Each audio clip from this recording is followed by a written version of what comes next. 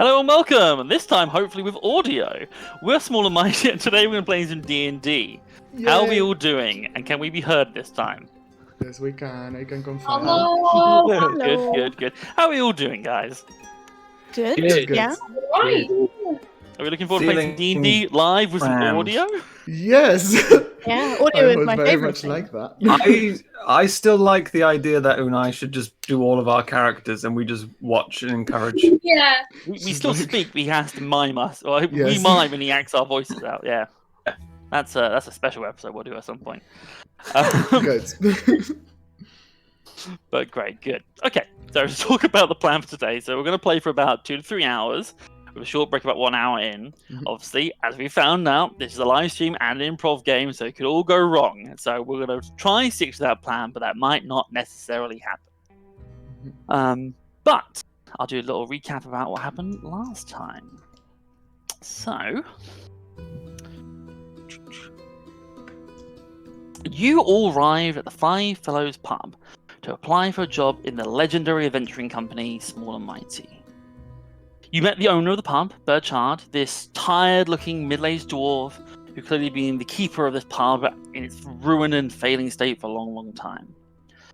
And you learned, he did this huge speech about the morals of Small and Mighty, how it looks after the downtrodden, small folk, that kind of thing, and basically said if you do not subscribe to those beliefs and attitude, piss off.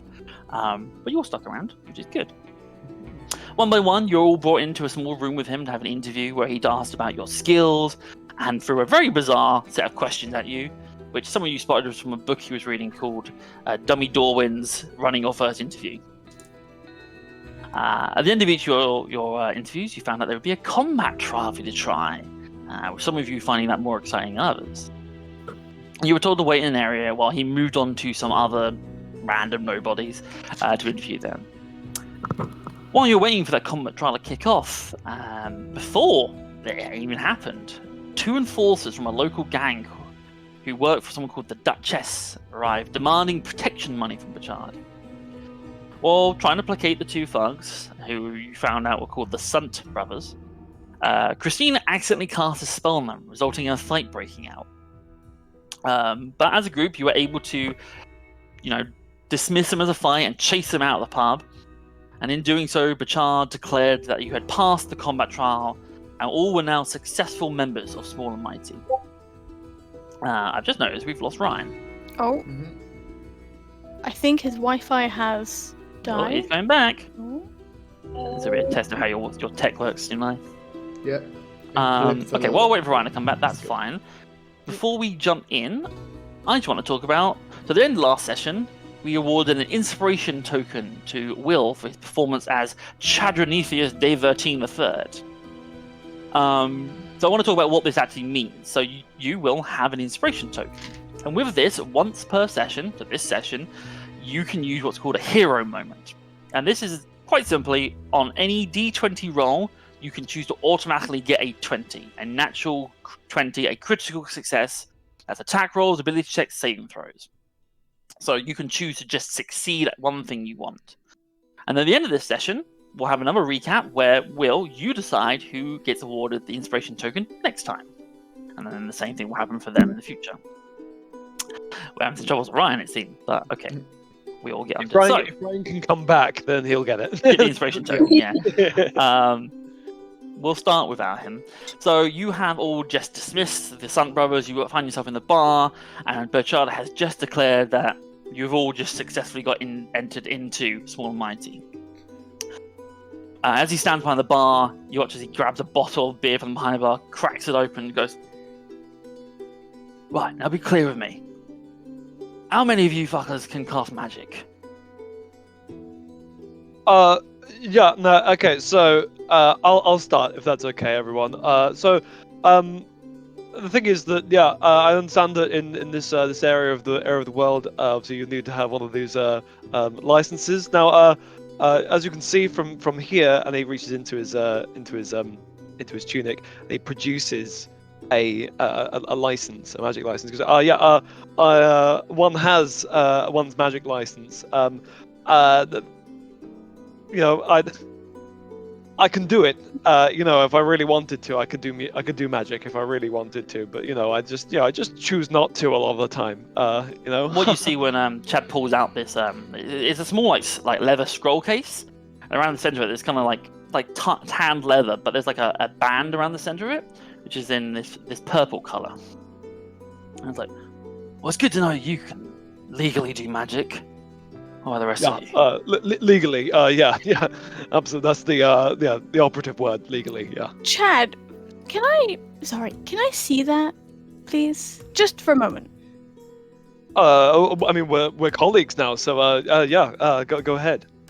So Athalia, she takes it and looks at it. Does this look like a legitimate magic license? Roll me an investigation check. I will. I can do that. Investigation. 17. So you've had some experience being around magic licenses. Not a super amount though. But this does 100% look like a genuine license. Okay. The only thing you do know about it, looking at it, so basically you open up the scroll. Inside it is like essentially a certificate. Reams of wording and stipulations and terminology and things like that. But what you do find out about this is what's referred to as a performer's license, and essentially allows Chad to use magic in terms of performing. So either like magical shows, illusion on stage, pulling doves out of hats kind of thing. It is essentially a magician's license, like stage magician's license. Okay. Which is obviously something you've not actually seen Chad do as of yet. Okay. And is there because with magic licenses, I'm assuming the address of the individual is registered, right? Mhm. Is that on the license? Yes. What address is it? What address would it be? It'd probably just be... It'd be like 13 Estate, 13 Riverdan. Okay. It's just the same name repeated like 3 different times, essentially. Okay. Weird. She kind of just looks at it for a moment, like, okay, interesting, Chad. I didn't know you were a performer. She hands it back to you. The important thing is that it's legal, and as I said, legally I can do it. You can entertain other people. I can, legally speaking, I'm allowed to use magic. That's what that's what I really want everyone to focus on here. Burchard kind of... Right, so Chad can do magic, I understand that. The rest of you, I saw what more of you got up to in that fight. Pebble, I didn't see you do much of anything, so you're alright. Christina, Brask, not here, and Athalia. Well, Burchard, we spoke a little bit about my situation. I suppose what I want to know, I saw Christina do magic. I saw Brass do magic. It just points to you, Pebble. Anything you're hiding? Chad's fessed up. What about you? Just trying to get a hang of this bow. And I know what you're trying to do. What I'm saying is, do you have any magical tricks up your sleeves? Yes or no? That's all I want. I'm not here to judge you. I'm not going to turn you over to the Justicars. I just want to know what you're capable of. Alright then, I guess I should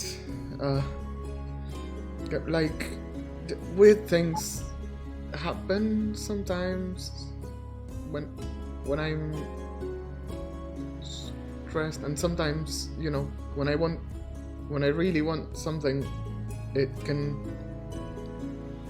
can suddenly do stuff to make it happen easier. Okay. So you got magic. Thanks. Does Athalia know what that could be? It could be roll an Arcana check, but having heard of individuals who are kind of Sure. a little out of control before. roll an Arcana check. But at sort of first statement, that could be almost any magic user to some degree. Well, 8. Hey, okay. It sounds very similar to what was possibly going on with Christina, someone who has magic but doesn't really know how to control it. You wouldn't know much more beyond that. But yeah, so I was like, alright. Just for the moment, try and keep this quiet. Try and do it outside, indoors if you need to. I know those two just saw you do magic, but Don't worry about them. They're a bunch of cowards. They're not going to want to bring the Justicars in anything that has their name on it. The Duchess. She pays my licenses so I can sell alcohol here. So she's tied to this place. And if the Justicars come kicking down our doors, that's not going to look good for her either. So, but it's probably someone we should get on top of. So I'll need you lot, maybe not Thalia, but I'll need you lot to register as magic users and start working towards getting a license if you can use that in any way related to jobs you do for us. I agree, though, that now we should, just, not right now. We can relax and get I'm not saying our about today. bearings. No, I think for the moment, let's get you settled in. I've got a number of rooms available that you can move into. I've got one enough for each of you. Well, I've got. Let's pull my notes up here so I remember what I'm saying. Where is it gone? There it is. No, that's not that one. Bear with me while I pull up my notes. I did not prepare.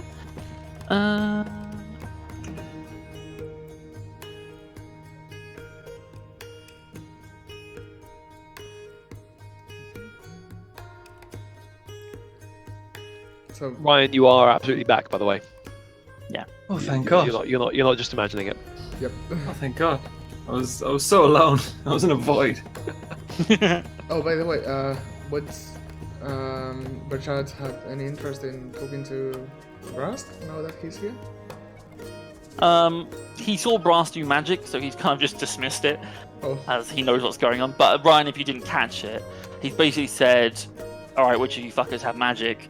and gone on to say, "If you're gonna use magic, do keep it quiet for the moment, because he doesn't want the Justicars coming kicking in his doors, and that you will have to work towards getting a magical license to be using it in the city or relating to jobs." Now, obviously, as players and characters, if you want to follow that or not, it's entirely up to you. Obviously, you might deal with the consequence that comes of that. If magic is illegal, then Brask will not do magic. He's so wholesome. And I would encourage those on the team to do the same. I will try. Yeah, very, very, very noble of you. Of course, it doesn't apply to me. As we've established, I'm legally allowed to do magic. Yeah. Okay.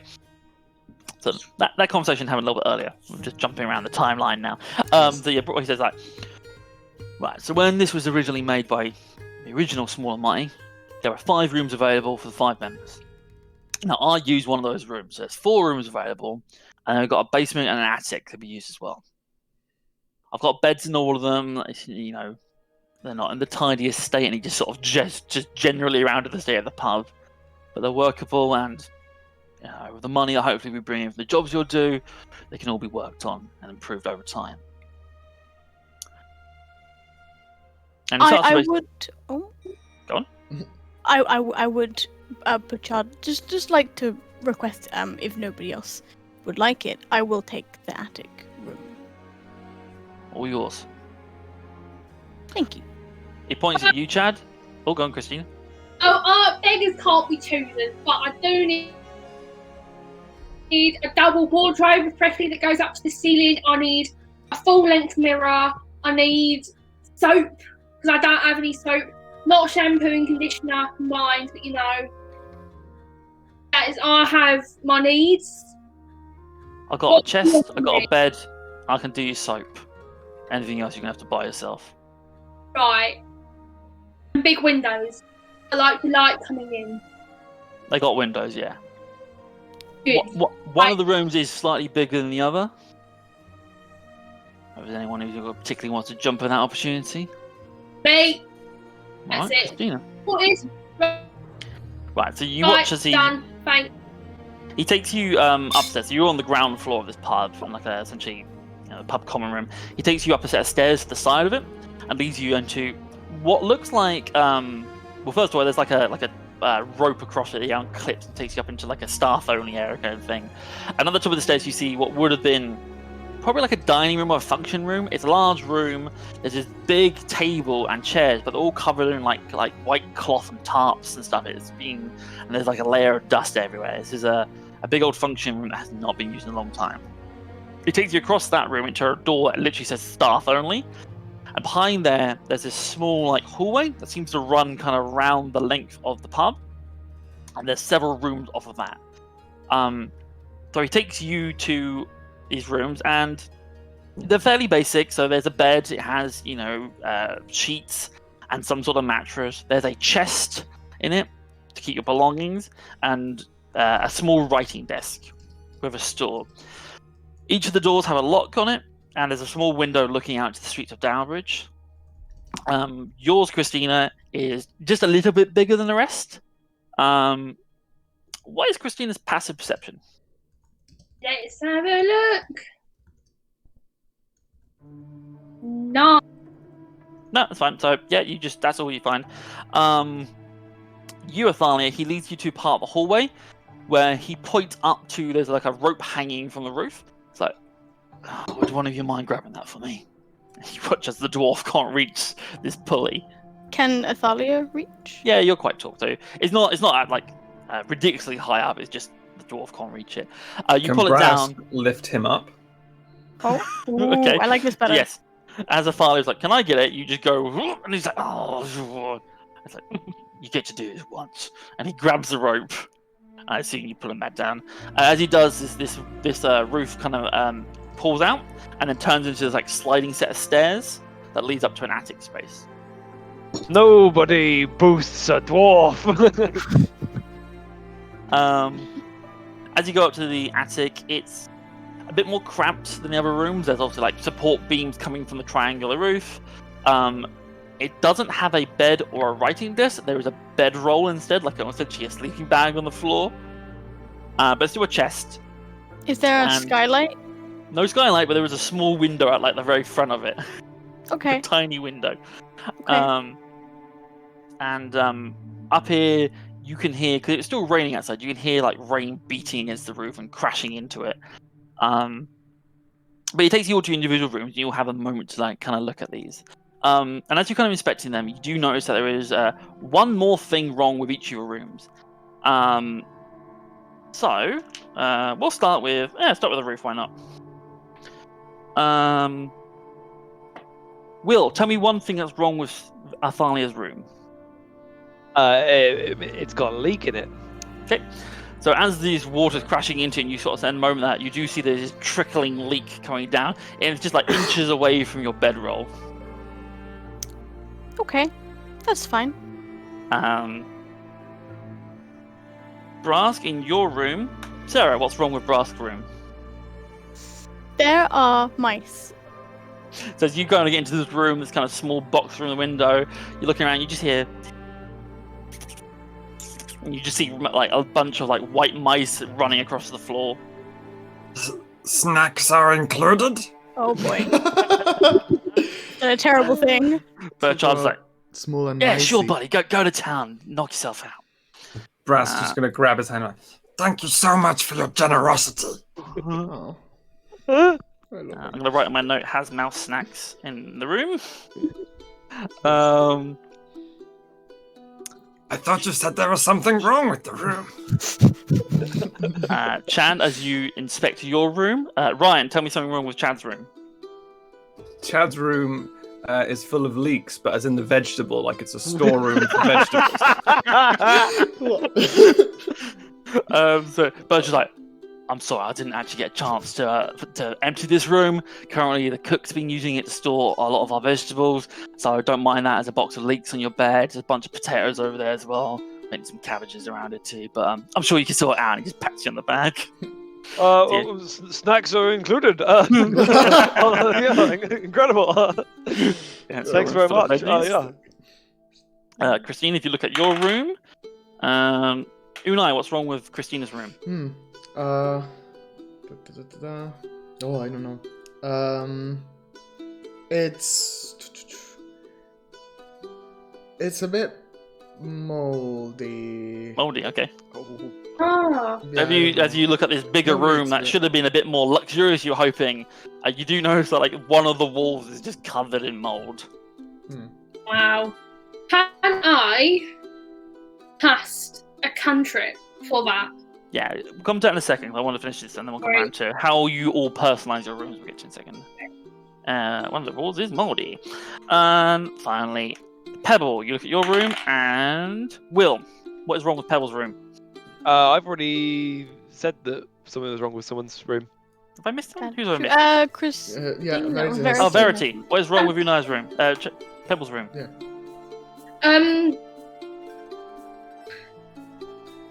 The floor only has a floorboard for every other board, so it's like board gap.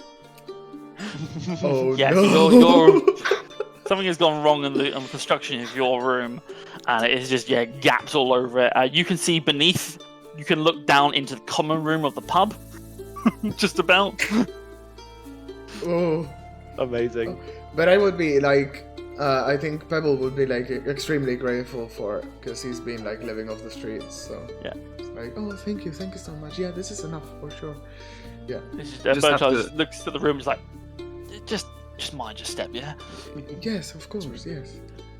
Move like a But- chessboard. You're diagonal only. Yes, he leaves you alone for a moment. So you have kind of as long as you want, but we'll say like at least an hour to kind of personalize these rooms and make them home. So you can just kind of throw things at me, but like how are you making this place your home? Chad is going to start moving some of these. I imagine these are like wooden boxes with the stuff in. He's going to form a desk out of them. But it's a standing desk because there's no chair in the room. I imagine. Yeah. Well, actually, in the room, all the rooms have a desk and a stool, but you can pile them up on the desk to make it a standing desk. Yes. Yeah. He's going to make a standing desk so he can do his Pilates as he writes. Yeah, perfect. So that's what Chad is doing. Who else is personalizing their spaces? Athalia might. So she's gonna take out her blanket to like try and make her bedroll a little more comfy. She's also gonna like kind of put a bunch of candles out, and she might not let them right now. And she's gonna take some incense and sort of set them burning just at various points around the room. Yeah, you have to strategically put them to the place that the dripping ceiling doesn't drip Yes. onto the candles and incense. And if there is some time, like while this is all happening, can she make a dream catcher or two? I'd say if you're spending an hour, let's say for now, that you could make one dream catcher over that hour. You have the materials on you. It's also worth saying for everyone, this period of time counts as a short rest. So if you want to roll hit dice, Chad and Christine in particular, because your classes, you get features back on short rests. So even if you're not injured, I would on D&D Beyond hit the short rest button. But yes, who else is spending this time to personalize their space? I think So Brask. I have a question about a certain cantrip that Yes, Christina go for it. has called prestidigitation. I think that's how you pronounce it. And one of the Something things like you're able to do with that is clean an object no larger than 1 cubic foot. So you can quite easily just go, no, and just wipe away that moldy wall, basically. Over a period of a few Yes. minutes, just like, no, not having any of that, get rid of that. So, your room very quickly, it's kind of strange because you can see that there was like a wall, like a plastered wall with like wallpaper on it, and the mold is kind of set into that. So although you're like removing all the mold and dirt, there is this kind of horrible tattered like wallpaper there. That kind of starts to come back to life, but it's still tattered. It probably the mold is gone, but this room is still probably a bit of a doer-upper. Yeah. And she's just, and the way I envision it, she just looks at the wall and goes, ah! And then suddenly it happens, and then suddenly she's just going around the room like this, looking a bit crazy. No, slowly but surely. But that makes sense. But actually, just sticking with you, Christine, while you're doing this, you obviously have your family's magical amulet around your neck, that kind of metal design with that small like crystal in the middle that has that sort of like little bit of water in it. And as you're going around, there is just a kind of from it as you hear hitting the floor.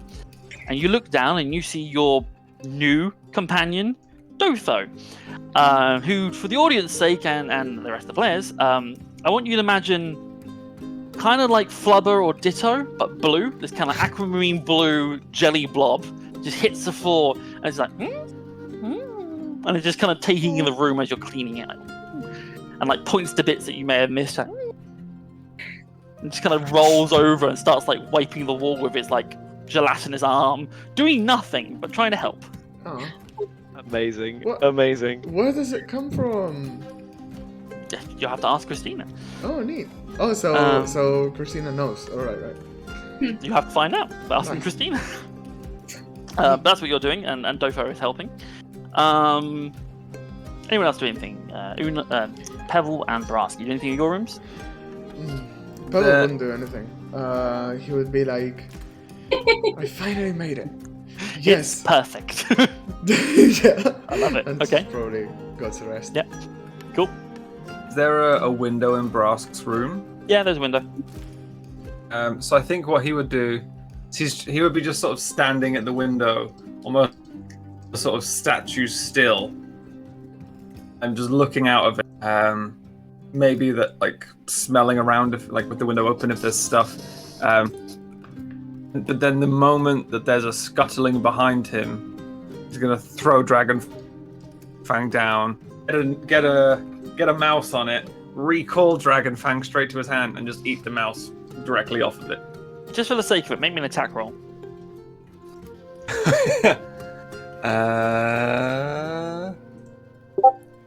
We got a big old 11. 11 is easy enough for a mouse, yeah. You just, without even looking, just like... I will be just continue staring out into the window. And Chadron, like picking his teeth with it. Chad's like, hi, because I just heard some kind of squeaky thud. Oh no. Hashtag squeaky thud. What can Brask see from the window? Looking out the window, you can see these kind of very tightly packed streets. You're on the first floor of this building, so you can see buildings that are kind of taller, smaller, and these very tight, narrow streets. This time of day, you probably see a number of people rushing around, trying to get places. Roll me a perception check to see if you see anything more Okie dokie. meaningful than that. Ooh, 21. 21, okay. There are a lot of people running around trying to get out of the rain, or trying to stay close to buildings to kind of cover themselves from the rain. All things, your people don't tend to be bothered by that kind of thing, being scaled people from the swamps. But you do see one or two people who don't seem as bothered by the rain, and they're all kind of strange. They have this, kind of looks like maybe a staff or maybe a sword. There's this handle, and it kind of seems to open up into a large fan at the top. And they're just holding this and walking, and they just seem to be protected from the rain. And it's very strange. As you essentially see a bunch of people holding umbrellas. Shields that are hats. They reek to the water. Fire creatures. Oh no, we've lost him. Just... Oh, he's back. Sorry. Amazing. But yes, okay. Do you all spend an hour doing this kind of thing? Brass looking out the window? Is going to also, so she's going to, she's making a dream catcher, but she's also going to hang up her own one, sort of just above where she's put the bedroll, and it's kind of, it looks like, it's kind of like the necklace that she wears, so it has these very long, I guess white feathers and sort of crystally bits in the dream catcher as well. Very nice. Yeah. Yes, an hour goes by of you doing this, and if you don't make your way back down to the common room, Berchard comes and gets you, and knocks on your door, and if you want, I've made some. We've got some very basic soup going on. If you want some food, and I think we should start talking about what we're going to do first for Small and Mighty. Can I? I've already eaten. Oh. Can I intervene with the soup? Can I intervene the soup? And I was like, what do you mean? What do you mean by very basic soup? There's no soup that should be basic. Let me see. He puts a hand, as you're trying to like walk past him, go down towards the kitchen, he puts hands like, how about I introduce you to the cooks later on, and you two can have a lovely chat about it. But for now, that's a little talk about what you're going to do. Okay. So one by one, in various ways, he gets you all into the common room, and you can see now that it's gone kind of midday-ish, just after probably at this point, and there are one or two people now in the pub. The customers, it seems. You see a couple of people around tables drinking. And as you come down, you do see that Burchard is sort of floating at the end of a table of this, what seems to be this incredibly like gaunt and frail like old man. You see this kind of like mad grey hair with like patches missing in the bald patches where it looks like maybe like burn scars. Just very gaunt face. And one thing that's pretty obvious to most of you, probably apart from maybe Christina with a passive perception 9, is that this man, his hands, about halfway up his sort of upper arm, is entirely grey, almost as if the colour's been drained out of his arm, and then it just sort of fades back into a normal skin tone after that. And he sits there and he's just like slowly eating this soup, and you can hear Burchard is talking to him. You're not sure what from where you're standing at the moment. Like Dumbledore's arm, yeah, like grey. Kind of like that, but it's actually more like, it's almost like that part of him is turning black and white. Like the colour's been completely drained out. It's not a natural colour. Okay. Can Tali get close enough to hear what the conversation is about? So she kind of finds a place to sit that's just a little close, not too close. Yeah. You just hear Burchard almost like telling this man stories. Like maybe he's reading from things in the newspaper. It's just talking like events and stuff. And this man is not responding. He's just kind of slowly eating this kind of slightly greenish grey soup that he's been made. And the man's not responding. And he's just like, Dimitri, did you hear about the privateer polo game recently? Oh, the Buccaneers are winning. Your favourite team. And this man just is not responding. And Burchard's just having a conversation with this guy. Did Chad hear that particular line? Probably, yeah. Chad's gonna hear that and go, I see your connoisseurs. He's gonna walk straight up to them. He's gonna do his foot on the chair thing. Next to him is like, the Buccaneers, fine team, but they're nothing compared to what yours truly are involved with, As you do this, you see Burchard looks up at you with a sigh. But this old man doesn't respond. It's like, it's not going to work with this here, Chad, I'm afraid. Dimitri is, he's been through the rough houses, and I don't know, I try and make him comfortable, I try and tell him stories. I make sure he's fed. You'll find out this, but part of the reason this place is in disrepair is that I don't charge a lot of the regulars. They're living on the streets, they're not earning anything. I just make sure they get some food, like Dimitri here. I talked to him. He used to like hearing about the privateer polo back in the day. So I update him with the latest news, scores, that kind of thing. But I don't know. I don't know if it gets to him anymore, if he seems empty. That's very sad. But so what you're saying is that you've been giving away free business. He's been helping people, Chad. People who don't have anything. Yeah, just like points to slightly like, yeah. People like Dimitri here, and you look at this man. This man looks like frail and old. He looks like he'd be anywhere between 60 to 80 years in age. Like, they work them ragged in the factories here. Dimitri here, he's not even as old as he looks. He's, I reckon, middle-aged, 40-ish.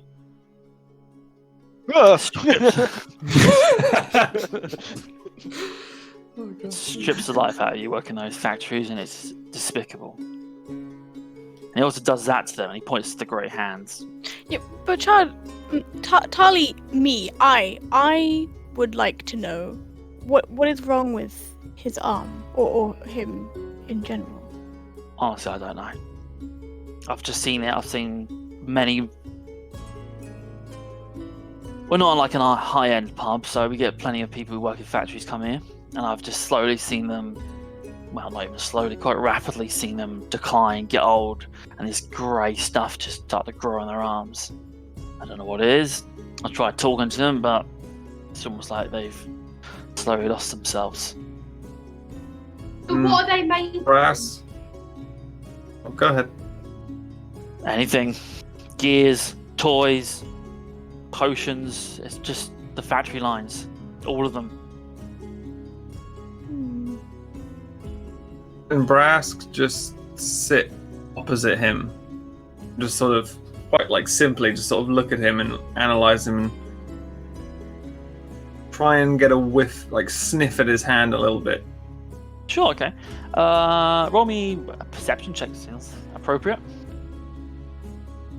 Like that's just the way he sees the world most confidently. Yeah. 5.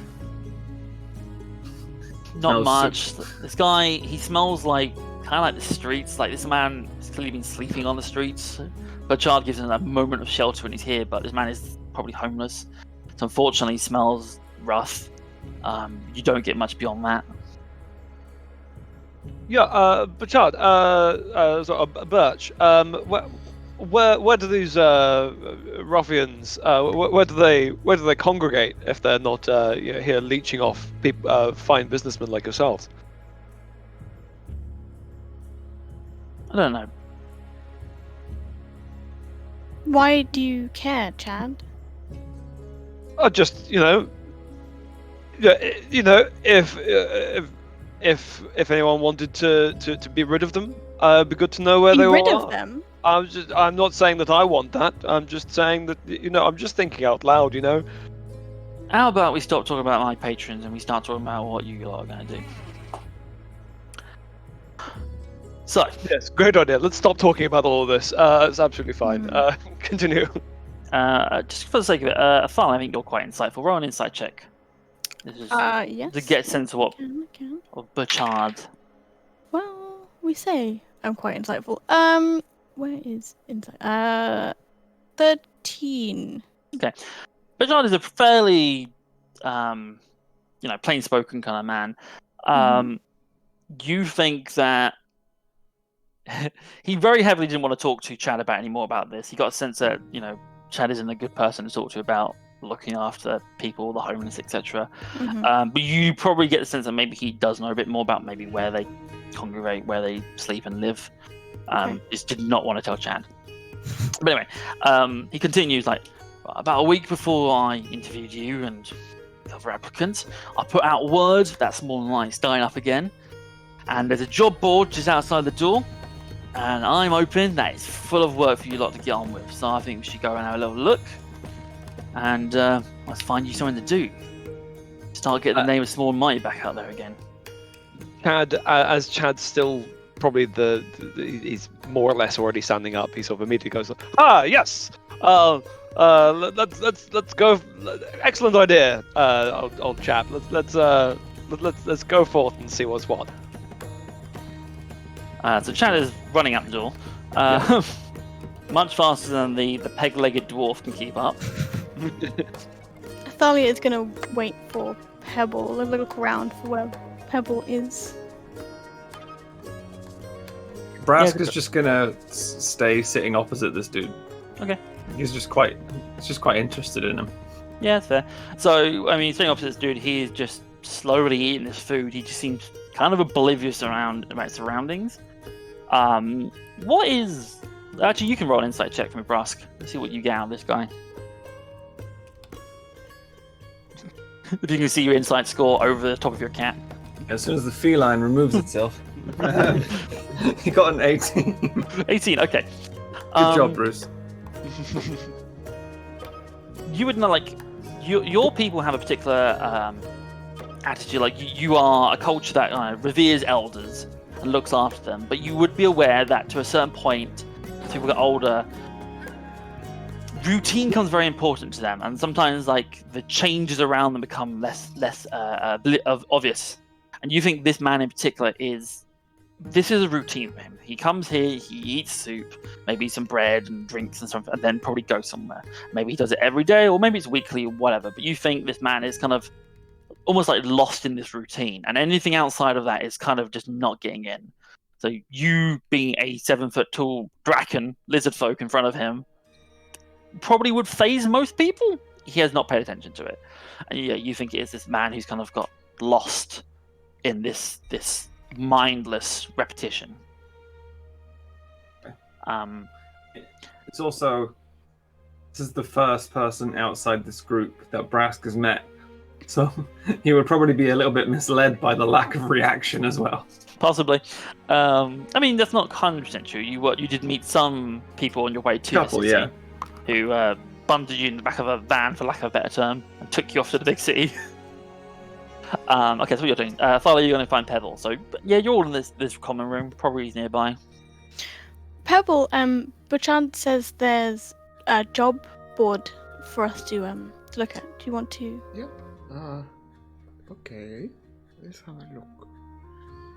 Okay. Do you like your room? It's a room, and that's amazing. Okay. Good. Do you like yours? Yes, it will do. It's fine. Okay. Cool. And are you two heading outside to follow Chad and Bertrand? Okay.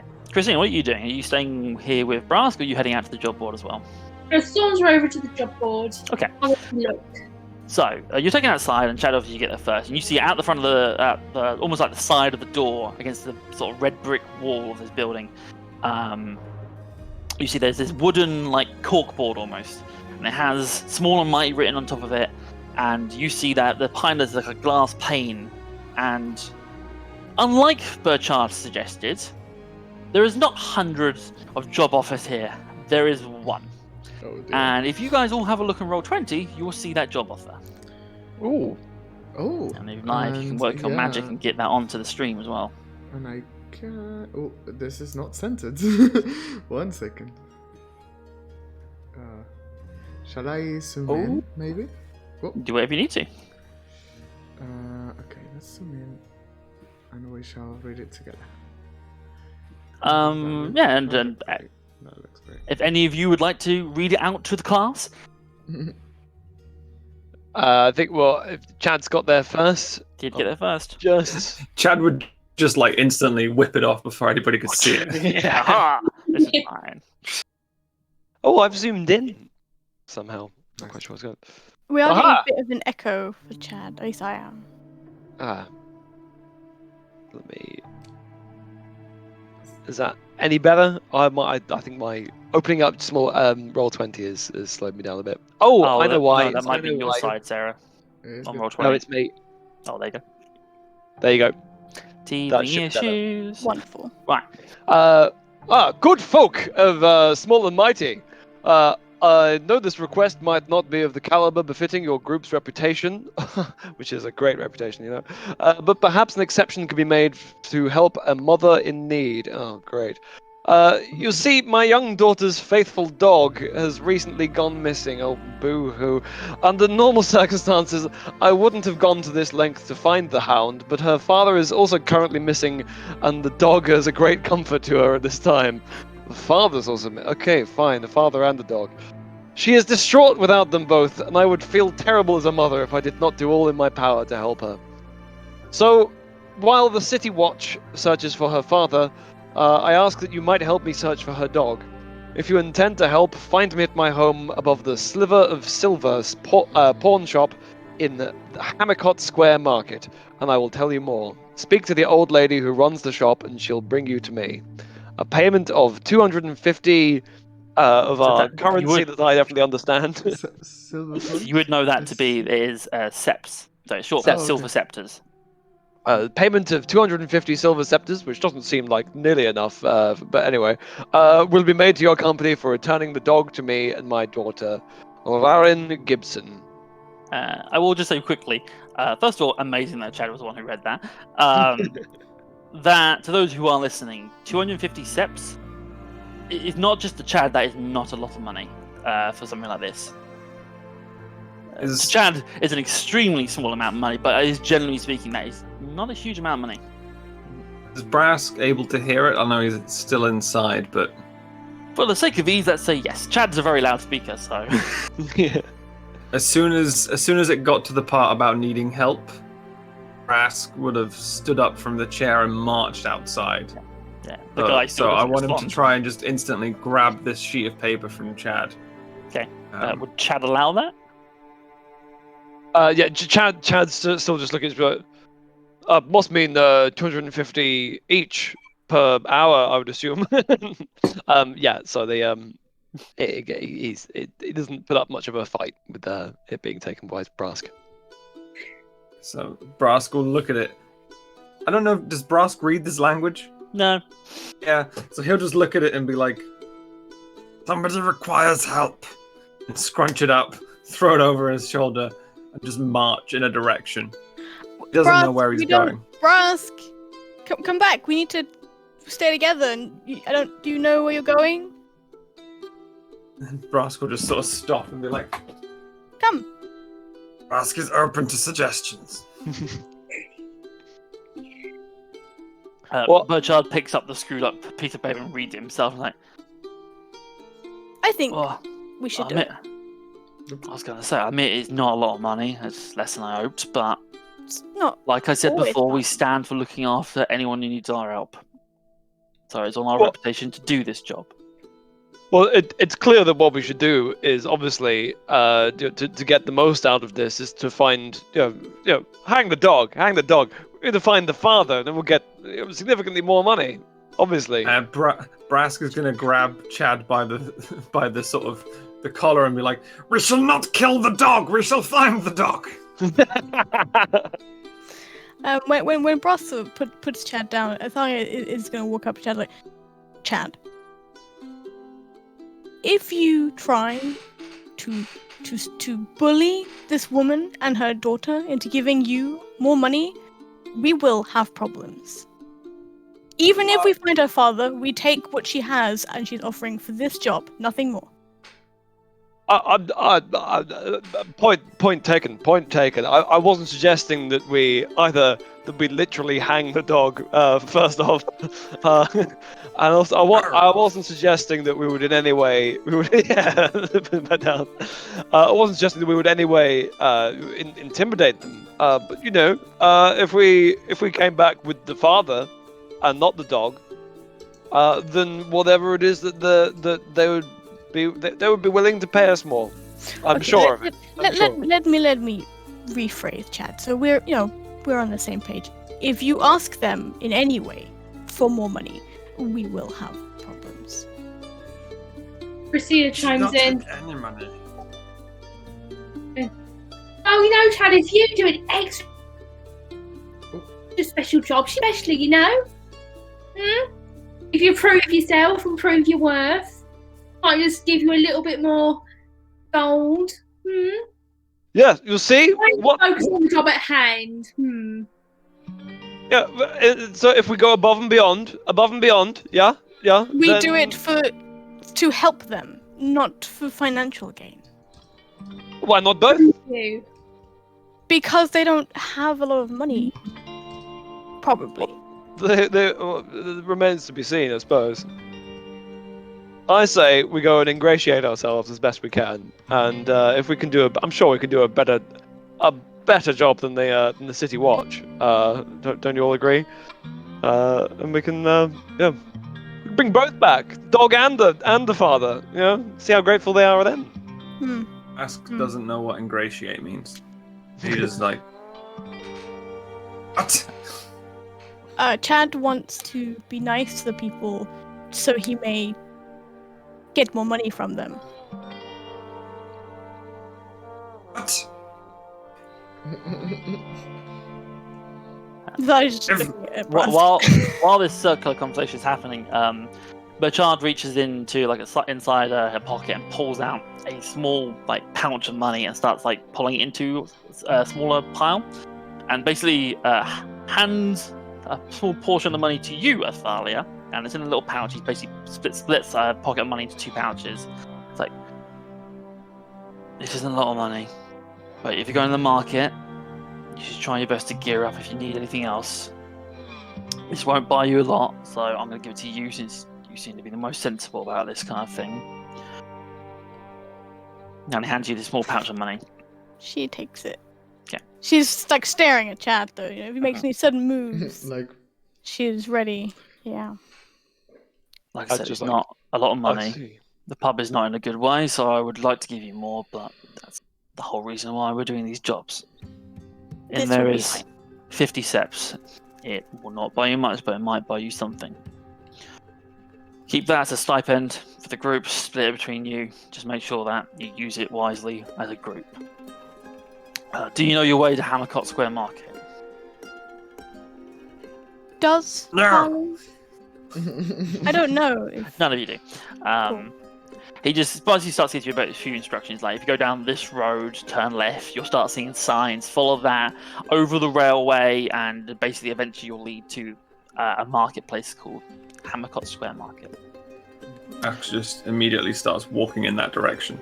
Yeah, so Brask is off. Are you all following suit? Yeah, so Thalia is keeping pace with Brask, make sure he doesn't get lost. Okay. So you start making your way, and you start following the signposts. And I think this might be a good place to have our little break. Yay. So should we be back in? Should we make it 15 minutes? All right. So quarter past? Yeah. Good. Whatever. I was very pleased with Chad reading this letter. Yeah. Yes. I like that. One Yes. second. Very I'm fun. gonna put the message for. Oh god. Bear with. As soon as you said, Chad, hang the dog, I was like, Brask is gonna love this. Yeah, I was going to take that very, very literally. We are still streaming. Sorry. That's fine. We'll be back at quarter past. Quick, everyone say your personal details. My back.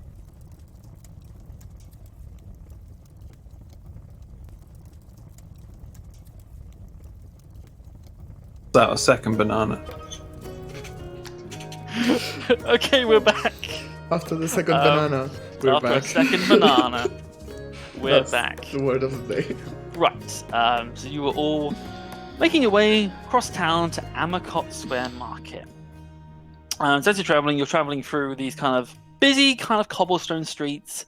Again, as I said last time, this is I want you to imagine like Victorian kind of London. Tall townhouses, kind of small alleyways. It's still dreary and raining. As Brass saw, you probably occasionally see people with like umbrellas walking around. These kind of not like nylon umbrellas like we have obviously now, but it's kind of like almost like leather umbrellas or something. But they're walking around covering themselves. Very rarely. They're not like a frequent thing.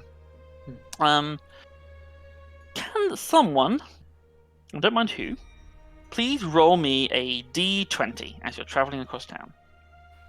Ooh, can I? Okay. Go for it, Brask. You are leading the way after all. Yeah. Oh, you shouldn't have let me do it. Oh no, it's a 7. I read it as 1. It's a 7. Okay, that's fine. Okay, so yeah, as you're passing through. Is there anything you guys want to do, talk about as you're making your way across town? Huh? I don't know. Brask will sort of march forward, and he is just sort of muttering about, we must find this dog. And then he's going to stop for a sec. I think Tali was next to him, and he'll just sort of say, quite low key, this dog. What? Sorry, you cut off there. Massively. He said, What is a dog?" Okay, I'm assuming Tali does know what a dog is. Yes, you do. Yeah, okay. Just to check. Just to check. No one in the party knows what a dog is. roll a dog check. Sorry. Everyone gets Well- natural one. Some people like to have companions, and sometimes friends. Those friends are animals. Companionship with animals? Oh, no. Like a friend, you know, a traveling companion. I will say for Brask, there is kind of an equivalent to this in your culture. Your people are one of the reasons why there's a divide between your people and civilized folk, so to speak, is that your people are very prolific practices of necromancy. You have your people, but not like an evil way necessarily, but your people have this kind of attitude of very much like the Native Americans of we use every part of the beast. Your people, when they hunt like cattle or things, they'll use all the leather, eat the body, and then reanimate the body to use it as like beasts of burden. So animal companionship to you is a little bit like, that skeletal cow that we use to pull the carts around. Oh my god, this is Okay. grunge. I love it. Thank you for jumping in before I went too far with my misunderstanding. But it's also, Brass can know what Brass wants. I don't care. That's just that's the reality of it, and you can go from there. Okay, so then he'd be like, "Oh yes, just like father's Aldava," and just leave it at that. No explanation. You what? Your what? Just continue marching. No explanation. I didn't actually catch. What was the word you said there? I didn't actually catch it. I said a cowdava. Cowdava. Oh boy. Cow- Absolutely. Well, anyway. Okay, Like Tali is. cadaver, but cowdava. It's fine. Yeah. She's just gonna follow. We can come back to the cadaver later. Chad is going to be walking next to Christina. So a dog. That's what we're going to go find. I've always we've always had many pets. We've got the hounds on the estate. I don't know their names, but there's plenty of them, and they're vicious beasts. Have you ever had any pets? Yeah, I had one dog. It died. Oh dear. Was it an expensive dog?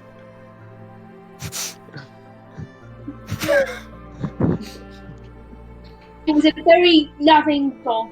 Yes. Excellent. And he guarded your estate presumably very well. I must have been a very costly replacement, I'd imagine. I mean, why put a dog to work when you just can use your magic to set traps? That's just how we did it. Did it. Am I my family? Yeah. Well, it's all very confusing time for me, but I did have a dog. Small and brown, really fluffy. Wasn't exactly vicious. I would never put a dog to work, A bit weird. I like people, Oh yeah, must be some kind. Yeah, I imagine magic dogs are probably a bit more like people than regular dogs. Yeah, you're probably right. Good. That's what you mean as well. You mean you got magic dogs, so they they're too much like people, and therefore you would need to pay them to do work. I'd say all dogs are more like people, not just magic ones. Dog. Yeah, I don't really follow you. Because you see, a dog has 4 legs, and you don't need to pay it. But I mean, and then people are. I think we're at cross purposes here. Yeah. Right, have you ever had a 3-year-old? Have you ever been around a 3-year-old? As you're talking, there is this kind of rumbling in the streets. This kind of like this. Coming from up the street ahead of you. Do we see anything? You do, as you start to see the streets, which are, as I mentioned, they're fairly busy-ish for a rainy kind of day. You see everyone in the street just moving to the side, like getting as close to the buildings as they can and getting out in the middle of the street. Tali is gonna try to grab Pebble and so say, I think we should get out the way. Yeah. People are moving, but they're not like panicked or anything. They're just moving, as if this is a regular occurrence. Okay. And you guys are moving out the street. Anyone else going, or Chad's going? Oscar's he's carrying on. He's not. Probably thinks, oh great, they're out of the way. That'll be easier. Yeah. Okay. Tali is still gonna walk, but she's gonna be out of the way. Yeah. So you kind of like push away a little bit through the crowd as they're starting to like gather. Coming down the middle of the street, you see emerging from this kind of like, I guess, like a curve, like a bend you're on. As you see this 12-foot tall brass and mahogany robot. This like golem thing just going. And you see it has like huge like brass breastplate, these kind of like, and you see between like these large like brass almost like armor pieces, there are like wooden, almost like a skeleton underneath that. It's kind of somewhat visible, and there is this just kind of faint glow coming from almost like within a helmet face, and it just, and it's making its way kind of on a collision course with Brask. I shout. I go like, Brask, get out of the way, please. We want you alive. It's not like specifically gonna like walk into it. Like he'll just move when it's like time needed to move. He's not gonna do it until he has to. Yeah, so you can see the large reason why people are kind of making their way. This thing is quite wide. In addition to being 12 foot tall, it takes up quite a large portion of the street. So you think a lot of these people have gotten out of the way to get out of the way of the thing. So, but yeah, I mean, as you are walking slowly towards each other, this thing does not stop, and eventually you do have to kind of pull yourself to the side, so you just, and it just strolls on by, just heading back the way you came from. Does anyone know? And as it passes, you watch almost as if like a parade, or almost like you know, almost like when like on the roads when a police car goes by and everyone pulls to the side, let them by, and then as soon as they're out of the way, everyone just immediately starts pulling back in. That kind of happens. People just start walking back in the street, going back to their separate ways, and no one seems to make. While the giant robot is strolling down the road, as you do, can Tali maybe grab like one of the people around to just hi, excuse me, what is that? Describe to me this person you grab. What They do they look like? are a blonde lady. Okay. Like dirty blonde hair. Sure. Okay. Yeah. Yeah, you pull this lady across, over to talk to her. She looks like she's wearing like a baker's outfit. Look like she's a baker on her way to or from probably working. I was like, and you ask her, what is that, right? Yep. Like, oh, that's one of the peacekeepers. And what are? And she just says that like you should just know what that is. What are they? I'm quite new in town. I'm so sorry. Of course, that makes sense. They're these large. I don't know what the word is. Golem, I think I've heard them called. There's 4 of them. They just patrol the city, and well, they keep the peace. If they run into trouble, they stop it. They were invented by someone many years ago. I can't remember the name, but they've been here years. Okay. They all have silly names as well. I don't know if you saw it, but that's Gaspar. You might have just about caught it on its breastplate, both on the front and the back. It is like engraved in like a plate. It's just the name Gaspar. And yeah, there's 4 of them. They just slowly patrol around the entire city. Okay, thanks. And no worries. awkwardly, She just carries on making her way. Brask hasn't ever slowed down. Good. So Moved you to the guys side, all but know. he's not slowed down. Yeah. So Brask has been pushing his way through the crowd, and now as the robot goes out of the way, you've just put yourself back in the middle of the road and just carried on. So Brask is quite some ways ahead of you, but obviously still not knowing where he's going. I have to try and catch up with him. Yeah. Where's that left turn we have to take? Yeah. It's not the end of the world. But you catch up to Brask. That was a random encounter. It was. One of the several other ones you could have had, but you had that one. So you carry on the Brask, and yeah, you carry on traveling for the city, and it's not too long before you come to. There is this kind of like railway crossing that Burchard mentioned, and you see there are gates down. You have to wait for a moment, and you can hear just a, and then just a train passes across, seemingly heading deeper into the city. There is a small platform nearby, which looks like a station, but this train does not stop there. It just keeps going in, but further deeper into the city. And you all probably would know this, and as you're traveling, see this, that the part of the city you're in is a place called Lowbank, and it is on the closer to the actual Ilspur River. But there is a sort of older part of the city, which is this walled city, and that's all where like the big marketplaces are, and there's a palace district up there as well, and yeah, this big walled part of the city, and that's where this train is clearly heading. But it just disappears between buildings, and you kind of lose it. Chad sees that go past, and I would imagine he probably notices as the first class cabins and how nice they look inside, and obviously acknowledging where it's going. He probably just has a bit of a slightly forlorn sigh. Yeah. Just as it goes past.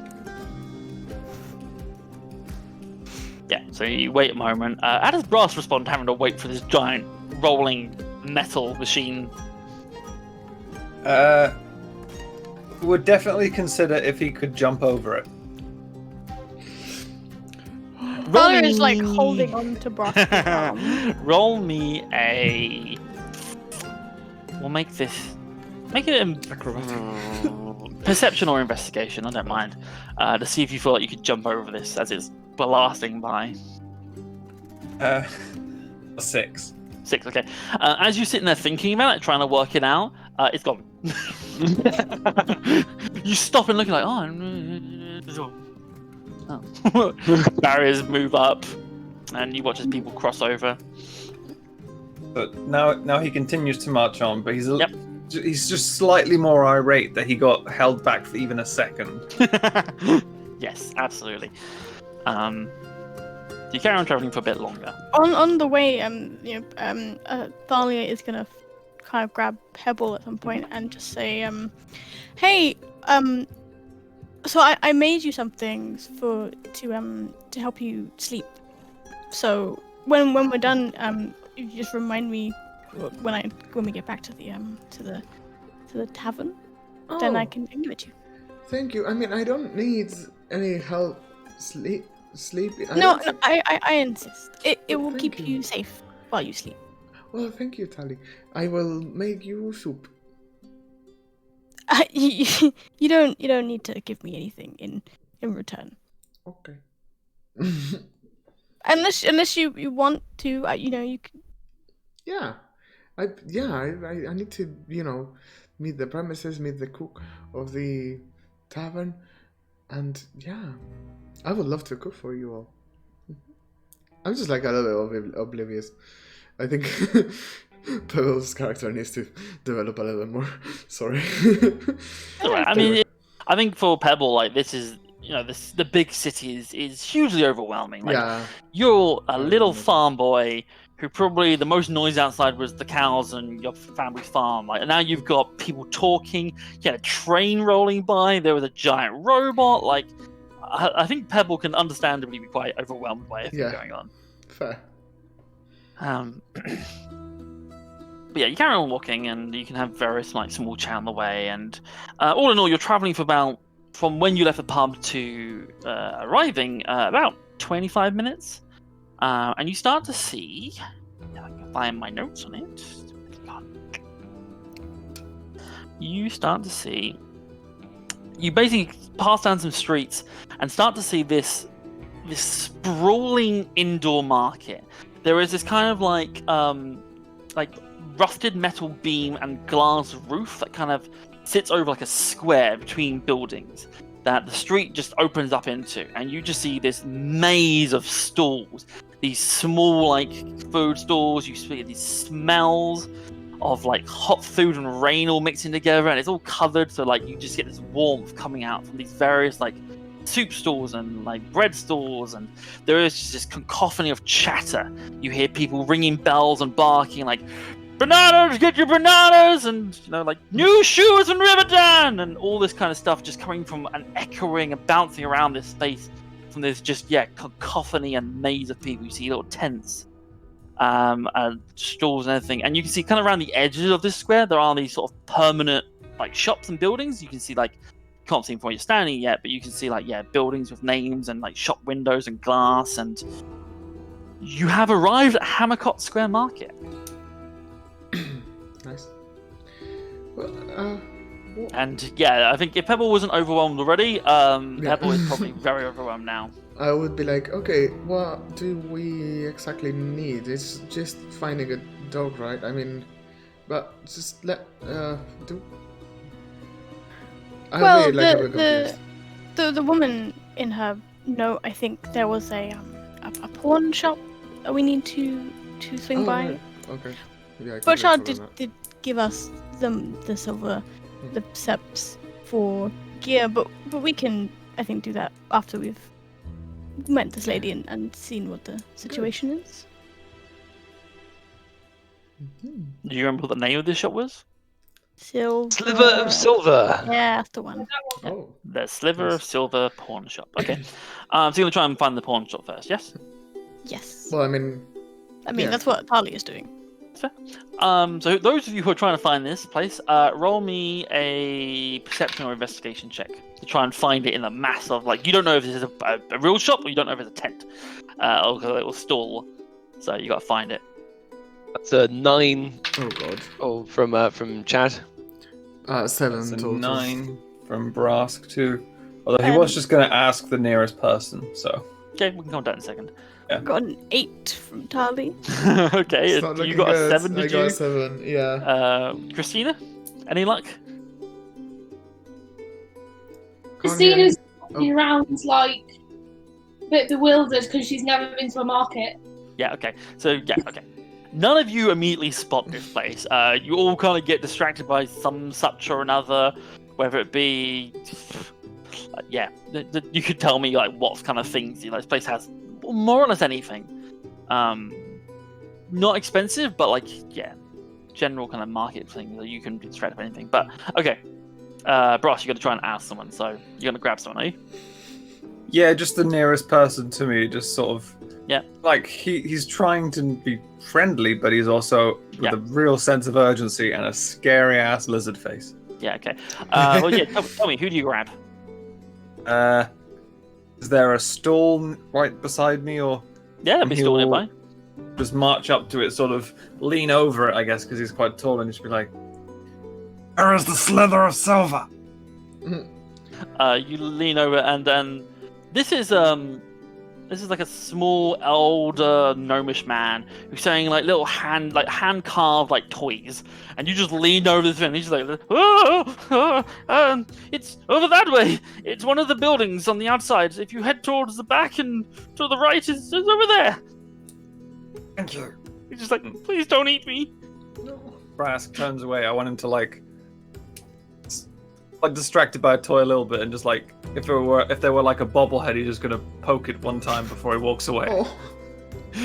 Yeah, this probably is like one of those birds that drink the water. You just like whoop, set it off, Neat.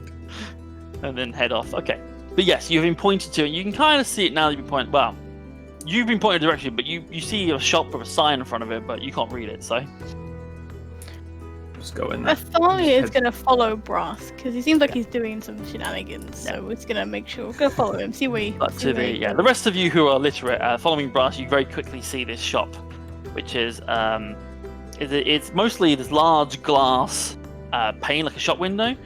You can see inside of it there is this kind of like display kind of like shelf in front of it, which has just a wild assortment of things.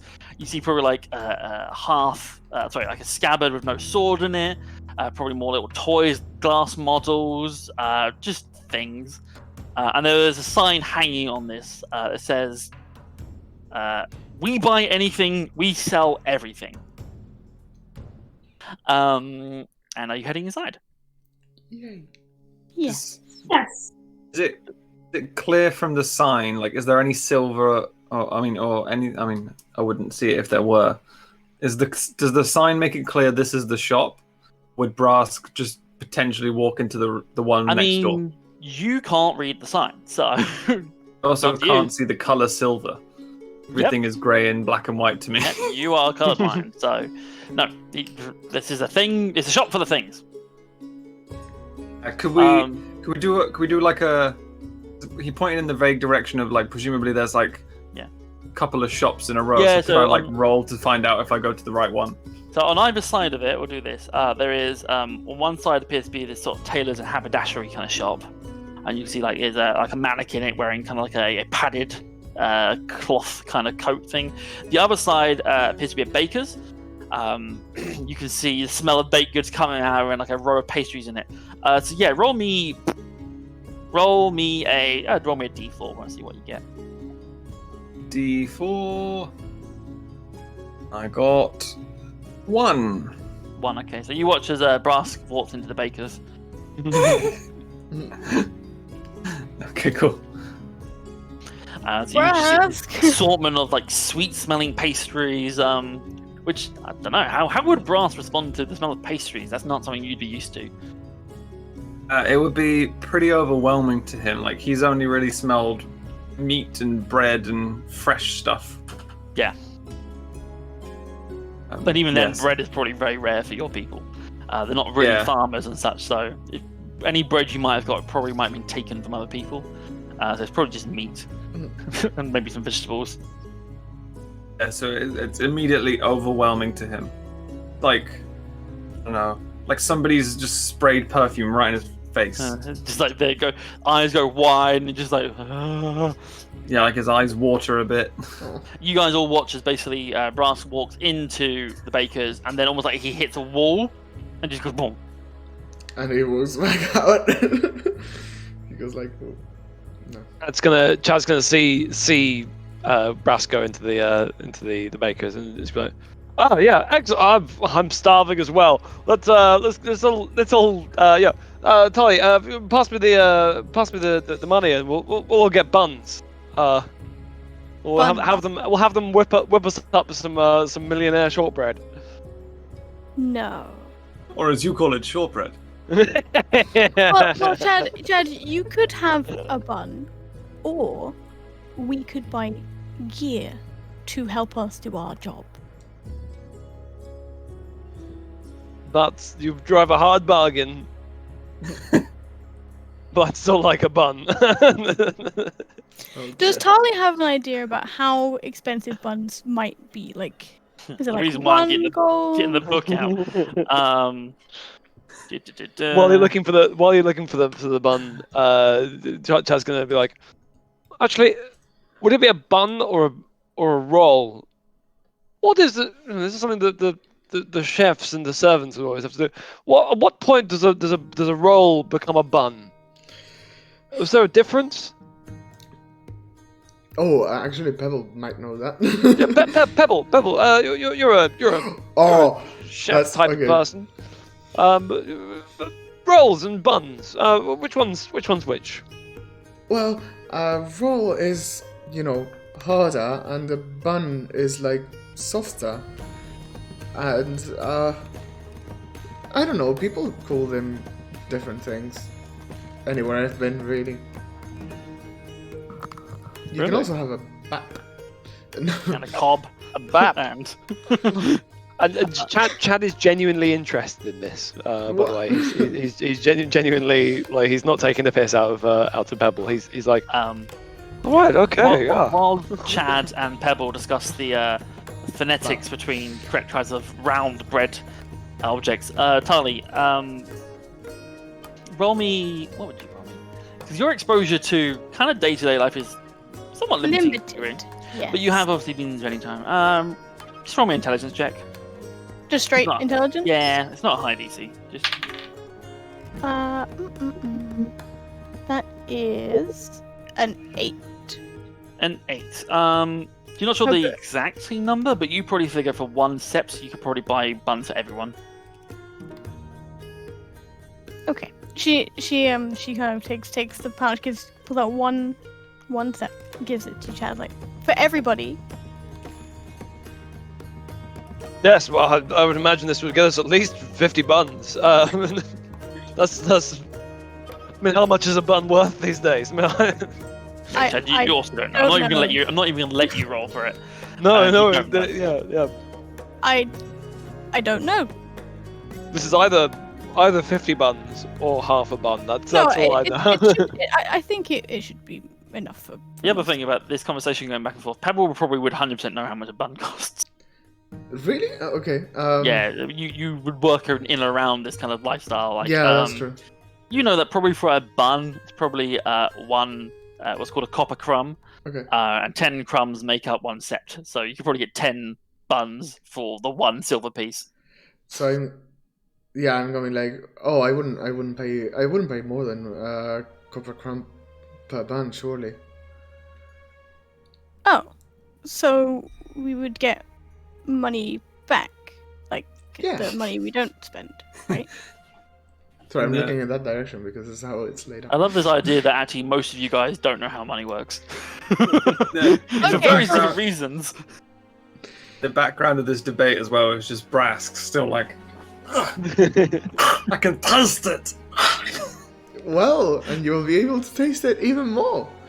Chad, maybe Pebble should buy the buns.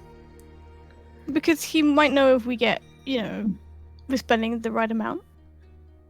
Chad's gonna look from the silver sept to Pebble multiple times. Which like, I'm loving this. yeah. I want steel. Okay. Those days are gone. Pebble boy. Purchase buns for the crew. Oh boy. Also, I will say Tali is going to check on Brask. She wants to make sure he's just kind of like tap him gently. You okay? Brask heard the conversation that just happened. You asking me that? Yes. Yeah, I think although you're paralyzed, you still can hear. So where Brask is at right now is he's choking. He really needs to find this dog. He's also pissed off you guys are all talking about snacks. Especially because the snacks appeared to be evil to Brask. So like as you touch him, he's like, "What?" I'm just wanted to check if you're okay. Do you want to come outside in the fresh air? We must ask about the dog. Well, this is not the right shot. Let us go outside. She kind of like gestures for you to come way outside. We're just gonna let Pebble buy some snacks, and then we can go to the. Pebble, can you buy one for the lady we're gonna see? Okay. And or her daughter maybe, just an extra one. Okay. Cool. So I buy. Brask immediately headed to another shop. No. I will say, for the sake of making the game work, we're directed into the correct shop by Athalia. And I'll also say to Pebble, you go in. How many buns are you buying? We won't play this out, but you can. 6, right? Oh well. 6. No, if the mom and the daughter are there, just in case, I'll buy 7. Well, the brass doesn't want one, right? So Charlie would probably shout that. So just to make sure we don't, that it doesn't need to deal with the baked goods. I mean, he might low key be like, "Well, if you're going." Go on then. I'll buy 7 just in case. Buy 7. Okay. Yeah. So for the sake of this, Athalia, mark off 1 silver from your character sheet, and Pebble, add that you have 3 copper in your character sheet because with your change. But you have a small interaction and you buy 7 buns. So you're doing that for the moment. The rest of you, are you heading into the sliver of silver? Yes. Yeah. Yes. Okay. Yeah. I mean, that's fine. That's fine. So as soon as you enter, you open this door, and there is a kind of little ding. There's a little bell hanging past the door, and you walk in and close, and you see just even more of a maze than outside. These aisles and narrow pathways of stacked shelves full of all sorts of weird, intricate items. And it's not like a cluttered mess. It isn't like things piled. They are all neatly arranged with small handwritten little price tags that are tied on, written on this delicate handwriting. Shelves and shelves and stuff. And none of them are dusty. It all looks like very well looked after. But it is just in no sensible order. There is a teacup missing a handle, next to a doll, next to a hat, next to etc. It's just stuff everywhere. And also you notice that a lot of these aisles, if you can call them that, Brass is going to have trouble fitting down any of them. Yes. I'm looking And forward the to other thing this. about being inside this place is that the busy noise from outside the market, it seems like the amount of stuff in this place is just Just muffling it. Because as yeah. soon as you're in here, it's like, it is quiet. There's like a dull chatter from outside, but otherwise you're just in this place and it's like, oh. And it's well lit and there's little candles everywhere. And from where you are at the It's front of the shop, lit. Sorry. you cannot see like a counter or a desk or anything. There is just alleyways of stuff. Talia is going to sort of say to her, just, hi! We're from, Small and Mighty. We came about the job posting. You hear from somewhere deep in the store, like, oh, come find me, dearie, and we can talk about that. Brask starts marching. Wait, down. Brask, careful! Talia's gonna, like, walk behind Brask and stop all the things from falling that he's pushing by accident. And it's from this day they always mention the phrase, like a dragon in a pawn shop. Okay, no, you are, like... The thing about Brask is, although Brask is large and portly, Brask actually can walk very delicately when he wants to. And there actually is this surprising thing where these alleyways are tiny and Brask doesn't fit. Yet somehow he manages to walk down them without knocking anything off. There's something about the sort of lightness in his step where he just silently just disappears into this maze. You know, like that bit in a movie where they like cartwheel through the lasers. Kind of like that. But Brask is just sort of marching and just sort of walking. You like watch as his tail kind of just goes over and under and like weaves its way through stuff as he's walking. It doesn't knock anything over. Just for the fun of it, everyone who's in the shop, roll me a perception check to see if you can who finds the counter. Is Pebble with us at this point, by the way? Pebble's still in the other shop buying buns at the Okay. point. Oh, right. 18, Chad. So Where did my dice go? just don't count my roll then. Wait, what are we rolling? Perception. Let's see if you can find your way through this shop. 7. Okay, so 7. Brask and Christina, what'd you get? 13. 13. And Brask? 13. 13, okay. Alright, so you all managed to kind of like end up going different ways through this shop.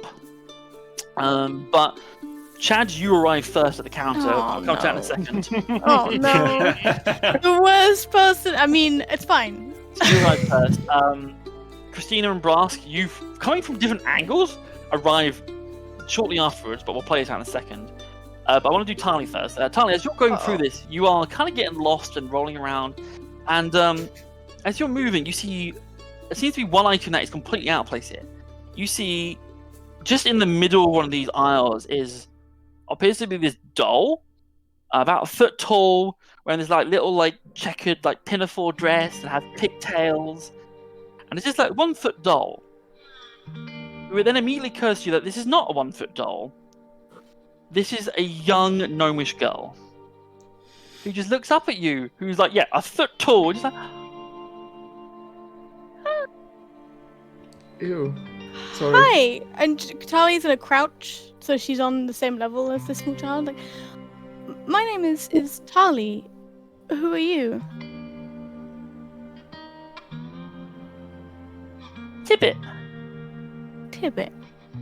And you can see she's at this point. Do you have your hood up or do you have it down? She would probably have it down. Okay. She looks like, sort of turns her head toward like, looks like, oh, very pretty. Thank you, Tibbet. Do you live here? You're an angel.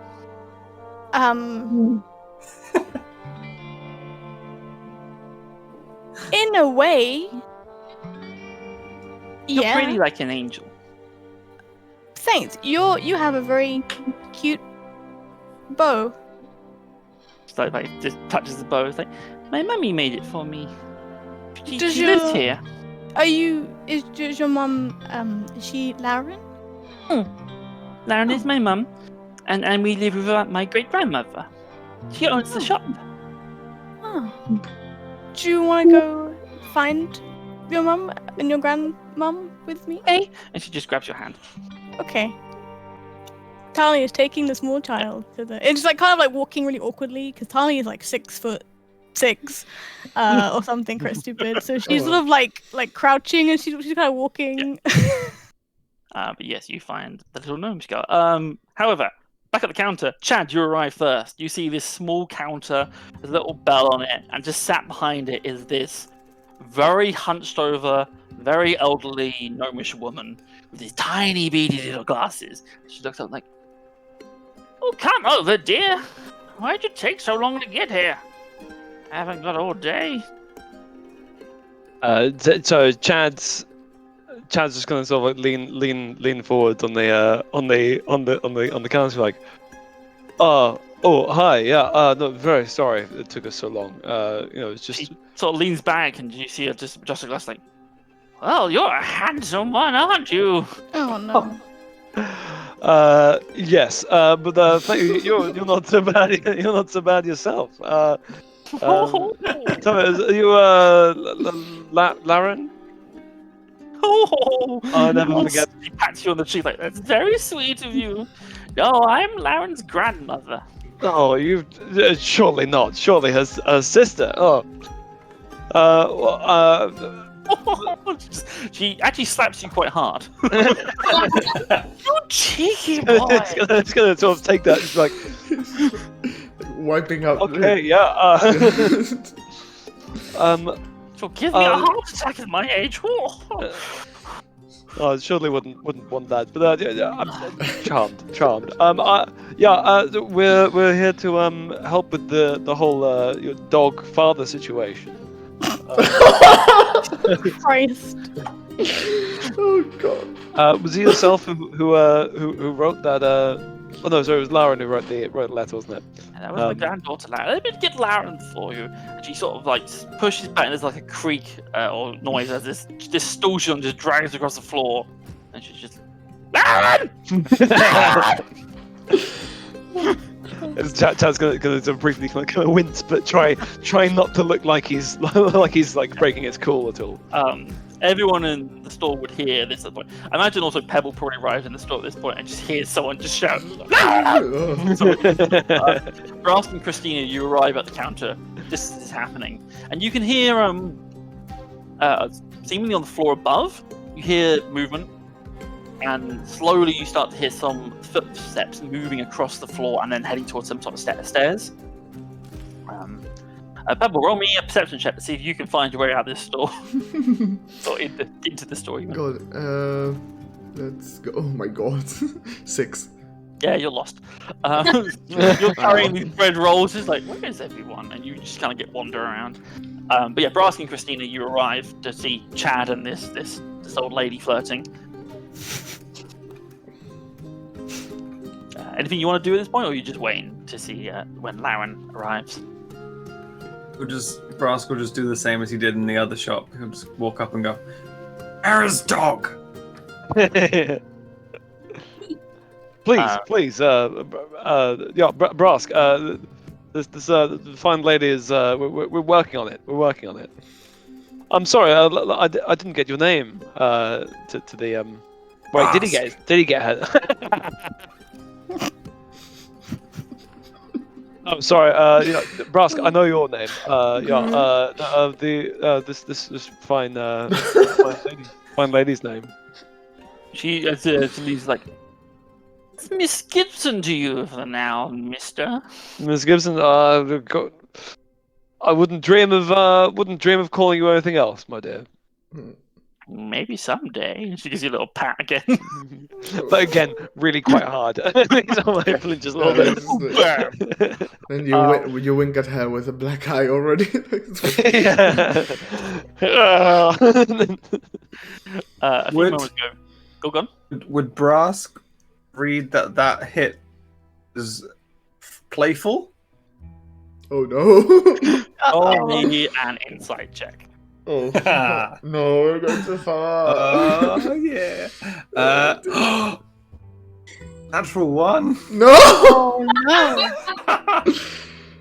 I think with a natural 1, it's not even a case of you probably didn't even see it. I think it's more like you got distracted by something.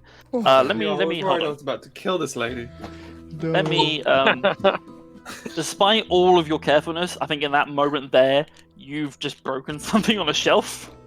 Oh dear. Let me just find a table here. I'm going to figure out what you've broken. Where is it? What do I want? Oh, this is like. Ryan, roll me a D100. D100, okie dokie.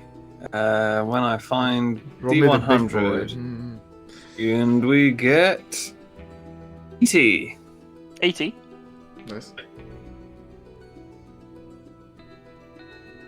So you've just somehow, despite all your stealthiness and everything, as you were trying to like pay attention to this, you almost like leaned your head around and knocked a cabinet, and falling to the floor is a bronze pentacle with an etching of a rat's head in its center.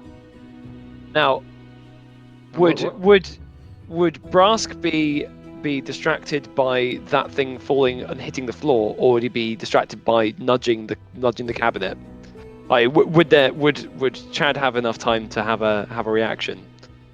To probably the initial bumping the cabinet would be the reaction. It would be the distraction. But I think the follow up would be a distraction too. But what do you want to do? I would like Chad to do a Spider-Man and catch the the item before it hits the floor. Boy. Roll me a dexterity check. This is so stupid. Love it. Now, see, that came out as a 4. But you're gonna use your inspiration. That's my inspiration. My inspiration is that's a 20. So you're gonna use your hero moment too. So as Brass knocks this thing rolls. Miss Gibson is like. Chad's just gonna go. Huh. For real, Caught it. And catch it and just look as cool and sexy as possible. Yeah, as he does it. Just a little like. Yeah. Absolutely. He does that. As he's doing that, you see just kind of coming out of a back room. You see what appears to be like a sort of middle-aged female gnome as well. Kind of black hair, kind of tied up in a bit of a bun, and just looks around and sees you all. And then the old lady just looks. Miss Gibson looks and is like, "I like these ones." And that's where we're gonna end it today. Oh. Hey! Chad's hero moment. And Athalia and Pebble lost somewhere in the store for now. It's fine. I made a friend. You did make a friend. Yay! I made buns. Well, I didn't. You bought buns. Yeah.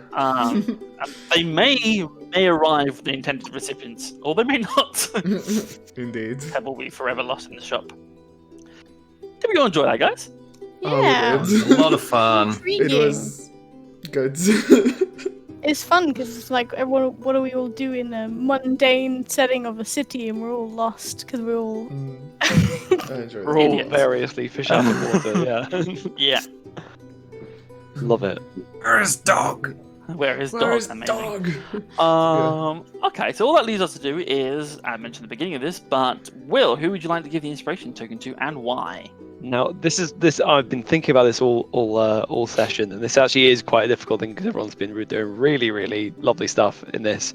I am going to give the inspiration token to Sarah Tarley for just lovely, just like showing Tarley's compassion and just not at all backing down on Tarley's principles, and for being such a good friend to Pebble and good counterpoint to Chad. To balance the Excellent. universe. I feel like Harley's sort of kept everybody alive. Yeah. Definitely kept them all on track. Yeah. Yeah. Cool, thank That's you. lovely. So yes, so Sarah, you have the inspiration token for next time, Okay. which means you get to use the hero moment whenever you want. One sec. Go Chad, did you use the hero moment? Was the hero moment the catching the okay. thing out of the end. The perfect use of it. Fantastic. I want to see more of that. Yeah, that's great. Yeah, that was good. But cool. Ooh. Well, thank you very much for watching us today, everyone. I hope you enjoyed our game. If you did, you can catch us here again in 2 weeks' time, around this sort of same time. If you want to follow us on Twitch and turn on your notifications, you'll get a reminder when we go live. You can also watch our last episode on YouTube, which is there now, and this episode will be on YouTube in about a week's time. And you can also follow us on Twitter if you want to just see what we're up to when we're talking about when we're going live and posting little clips from these games. Yeah, that's it. So we've been Small and Mighty, and we'll see you all next time. Thank you very much. Bye. Bye. Bye now. Bye-bye.